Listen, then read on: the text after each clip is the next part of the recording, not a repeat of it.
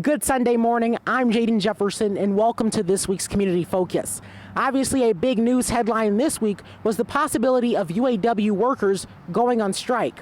I talked to UAW Local 14 President Tony Totty earlier in the week. Obviously, there's been a lot of time between then and now, but I want to show you our interview regardless because he had a lot of insight into why exactly these negotiations are so important. The one thing I hear repeated a lot is record profits, record profits. Yeah. That seems to be a slogan, I guess, for this whole thing here. Yeah. So when you hear that term, what exactly are those record profits that you're noticing? Well, it was General Motors for $12 billion last year, and it was Stellantis, which was Chrysler, $12 billion in the first 2 quarters of the year. Like, that's insane amount of profits, and you only can draw that back to the fact that our deal isn't fair. And that's all we're asking for is fairness. I think what we're asking for sounds like a lot, but it's because the deal has been unfair for so long that we have a lot of area or grounds to make up. And one of the reasons that we keep hearing about the reasons that this needs to change is because the industry's changed. So what have been some of the big industry changes that are really pushing these negotiations right now? Well, the corporations are saying, yeah, we know we're making a lot of money, but the switch to electric vehicles is going to cost a lot in research and development and, just to retool the facilities to make them capable of making this. I mean, us here at Toledo, General Motors, we received a $760 million investment to make electric drive units, which essentially take the place of a transmission in a vehicle. Batteries take the place of engines, and drive units take the place of transmissions. So we understand that costs, but they're a for-profit company, and with investment comes great gain. And they also have a lot of subsidies from the government that we've helped land in the Inflation Reduction Act that really gives a discount to these companies to make these electric batteries.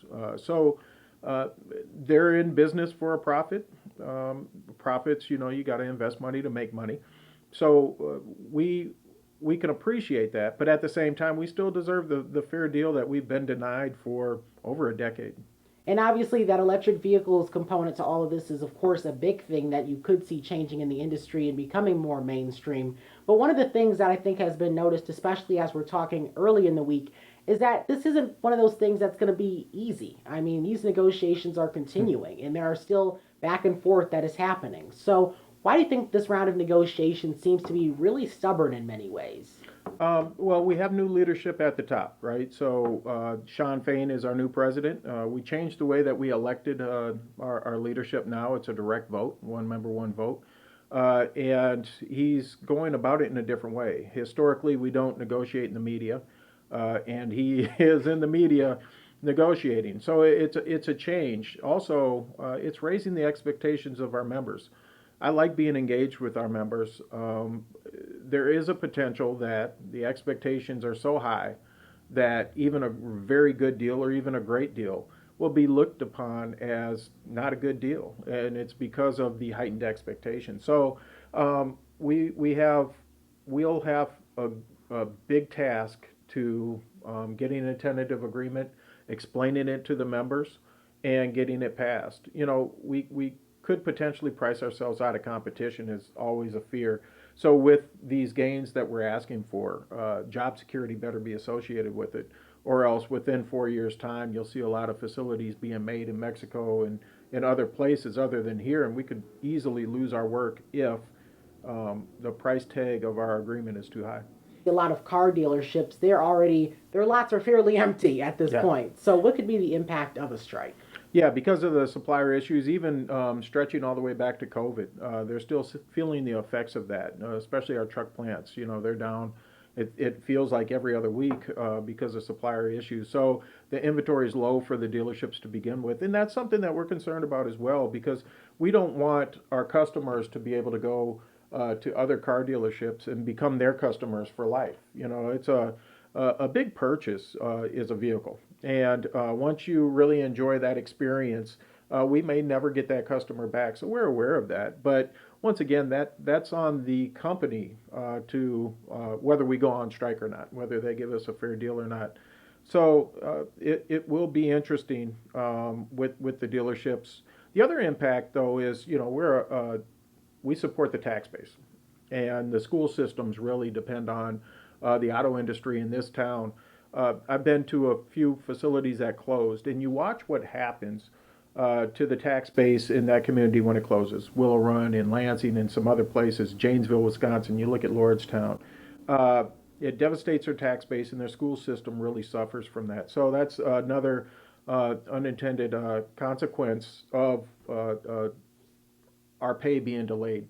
One last thing is the companies around the businesses, the restaurants that we go to every single day. If we're down and they're not receiving our members going in there to use their business, they suffer as well. We saw that during the 2019 strike, and we just want to do a good job explaining to the community, hey, we're in this and we're actually fighting to be a part of this community, and we do that through job security. So hopefully the impact will be small, but you never know. That's for sure. And I remember hearing that the auto industry here in the country makes up about 3% of the country's total GDP, which obviously on paper seems minimal, but that's a big part of the country. President Biden make remarks that he doesn't believe this strike's going to happen. But UAW President Shawn Fain said, does he know something we don't know? So what was your reaction to those remarks? Well, I can understand wishful thinking. And when you're up for election next year in 2024, as Biden is, you would hope that it doesn't happen. You would hope that cooler heads prevail, the company does the right thing, and we both come together, bargain in good faith. I understand Mr. Fain and his position and his shock, because it's contrary to what he's saying. So the negotiations are going rather slow right now. But it normally goes slow before Labor Day. Now we're going to see whether or not the pace gets picked up or not. In the next 4 years, what do you think would be the biggest challenge? It'll still be the transformation to EV and what that looks like. Whether the buying public buys into the EV revolution or they still hold back, right? That dictates everything. You can't force somebody to purchase an EV. With these car companies spending many billions of dollars of a bet and an investment to these things, if it doesn't pan out, what does it look like then?